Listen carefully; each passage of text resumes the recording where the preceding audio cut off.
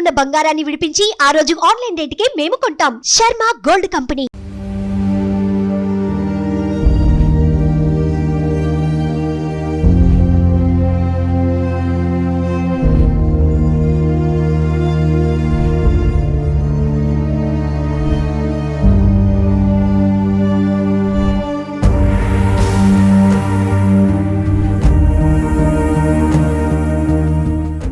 Hi hello welcome to Suman TV. నేను మీ పవన్ని.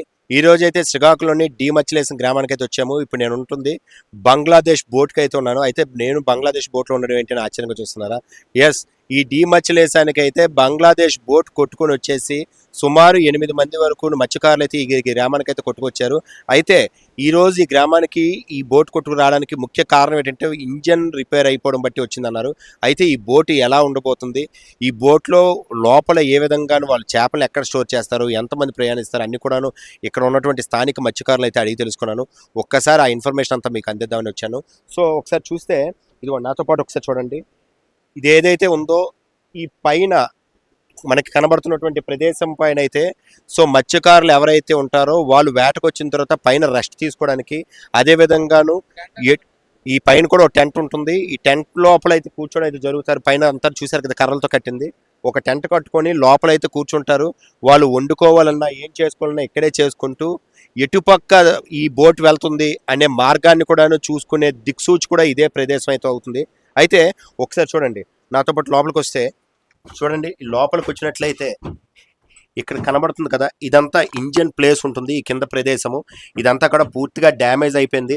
అదిగోండి, ఈ లోపల చూసినట్లయితే ఇది డీజిల్ ట్యాంకు. మనం ఏదైతే కనబడుతుందో ఇది డీజిల్ ట్యాంకు. ఇందులో ఫుల్గా డీజిల్ ఫిల్ చేసుకొని ఇంజిన్ అయితే కంప్లీట్గా రన్ చేయడం జరుగుతుంది. అయితే ఇలా రన్ చేసినటువంటి జాలర్లు ఈ లోపలే రాత్రిపూట కానీ ఎప్పుడైనా సరే పడుకోవాలనుకున్నా సరే, గాలి ఎక్కువగా ఉన్నప్పుడు కానీ, ఏదైనా తుఫాను హెచ్చరికలు వచ్చినప్పుడు కూడాను ఈ లోపలికే వచ్చేసి అయితే వాళ్ళు పడుకుంటారని అయితే చెప్తున్నారు. అయితే ఇక్కడికి వచ్చిన తర్వాత కూడా పడుకునే సమయంలో కూడాను ఏమైనా సరే ఆదమరిచి పడితే ఈ లోపల ఇంజిన్ ఉంటుంది. ఇంజిన్ లోపల పడిపోతే మళ్ళీ చనిపోయే ప్రమాదం కూడా ఉందనుకున్నా కూడా చెప్తున్నారు. అయితే ఇటువంటి ఈ కింద ప్రదేశంలో అయితే ఇంజిన్ ఉంటుంది. చూశారు కదా, ఆల్రెడీ కింద కనబడుతున్నంత ఇసుక. ఇది పూర్తిగా డ్యామేజ్ అయిపోయి లోపలికి అయితే ఇసుక వచ్చేసింది బోట్ లోపలికి. సో ఒకసారి అలా బయటికి వెళ్దాం. అదేవిధంగాను ఎక్కడైతే మనకి చేపలు వేటకి పెడతారో వలలతో, ఇదిగోండి ఇక్కడ ఉన్నాయి కదా, ఈ వలలతో చూసిన తర్వాత చేపలు వచ్చిన తర్వాత వాటన్నిటిని కూడాను ఇదిగోండి ఇందులో అయితే స్టోరేజ్ చేసి ఉంచుతారు. ఇందులో కంప్లీట్గా ఐస్ నింపుతారంట. సో ఐస్ నింపిన తర్వాత ఇందులో అయితే చేపలు మొత్తాన్ని స్టోరేజ్ చేస్తారు. దొరికిన చేపలన్నింటి కూడా స్టోరేజ్ చేసి సుమారు ఐస్ ఉన్నంత వరకు సుమారు 1 రోజుల పాటు కూడా ఉంటుంది అంటున్నారు. అయితే ఇదిగోండి ఇప్పుడు ఇది ఏదైతే ఉందో ఇక్కడ ఉన్నటువంటి ప్రదేశం కూడాను ఇదంతా కూడాను లంగర్, ఏదైతే లంగర్ వేస్తారు. సో ఇందులోపల కూడా మనుషులు దిగి లోపల ఉన్నటువంటి ప్రదేశం నుంచి కూడాను, అంటే ఇక్కడ ఒక బోట్ కదలకుండాను లంగర్ వేసి దీనికి చూడండి భారీ తాడుతోనైతే కిందకి దింపుతారు. ఈ లంగర్ వేసిన తర్వాత బోట్ ఎక్కడికి కదలకుండానైతే సముద్రం మధ్యలో కూడా ఉంటుంది. ఇలా ఎంత చేసినప్పుడు కూడాను చేపలు పడని రోజులు కూడా ఉంటాయి అంటున్నారు. అయితే అప్పటి వరకు ఈ 12 మంది లేదా 10 మంది ఎవరైతే వేటకెళ్తారో వాళ్ళ శ్రమ మొత్తం వృధాయే, సమయం కూడా వృధాయే. అయితే చూడండి పైన కూడా చూసినట్లయితే ఇంజన్ లోపల ఉన్నటువంటి ఇంజన్ కాబట్టి ఇదిగోండి బయటకి మనకి పొగ్గొట్టం కూడా కనబడుతుంది, సైలెన్సర్. సో ఇది స్మోక్ అంతా బయటకు వచ్చేది. అదేవిధంగా చూడండి, అంటే ఇదంతా మాన్యువల్ బోట్స్ కాబట్టి లోపల ఏదైతే వాటర్ నిండిపోతుందో వాటర్ని బయటకు తీయాలి అనుకుంటే ఈ బోరింగ్ని అయితే ఇక్కడ ఏర్పాటు చేయడం జరిగింది. సో లోపల నిండినటువంటి బోరింగ్ మాన్యువల్గా కొట్టి ఈ బయటకు అయితే తీస్తారు. సో ఒకవేళ ఎప్పుడైనా సరే లోపల ఇంజన్ కానీ గట్రా పాడైపోతే, అదేవిధంగా ఇదిగోండి దీన్ని మనం అంటే డైరెక్షన్ మార్చడానికి, సో బోటు లెఫ్ట్ వెళ్ళాలా రైట్ వెళ్ళాలా అన్నది పెట్టి దీన్ని మనం తిప్పితే లోపల మనం చూస్తాం కదా. సో మోటార్ బోట్స్కి ఏ విధంగా అయితే ఇంజన్తో మన సపోర్ట్తో ఉంటుందో అదేవిధంగా దిక్కుని మార్చడానికి ఇదైతే ఉపయోగిస్తారు. సో ఖచ్చితంగా ఈ బోటు డ్రైవింగ్ ఎవరైతే చేస్తారో, బోటు డ్రైవర్ అంటాం కదా, సో వాళ్ళు ఇదే ప్రదేశం నుంచి ఈ బోట్ మొత్తాన్ని కూడా కంట్రోల్ చేయడం అయితే జరుగుతుంది. సో ఇక్కడ కూడాను చూడండి కింద కూడా ప్రదేశంలో కూడా దిగడం అవుతుంది. సో ఇక్కడ ఈ మొత్తం ప్లేస్లోనైతే వాళ్ళు ఇక్కడ కూర్చొని ఇక్కడ అంటే బోటు డైరెక్షన్, ఈ పెద్ద బోట్ మొత్తాన్ని కూడా ఎక్కడి నుంచే కంట్రోల్ చేయడం అవుతుంది. ఇంజన్ ఆన్లో ఉండేటప్పుడు మొత్తం కంట్రోల్ అంతా ఇక్కడ ఉంటుంది.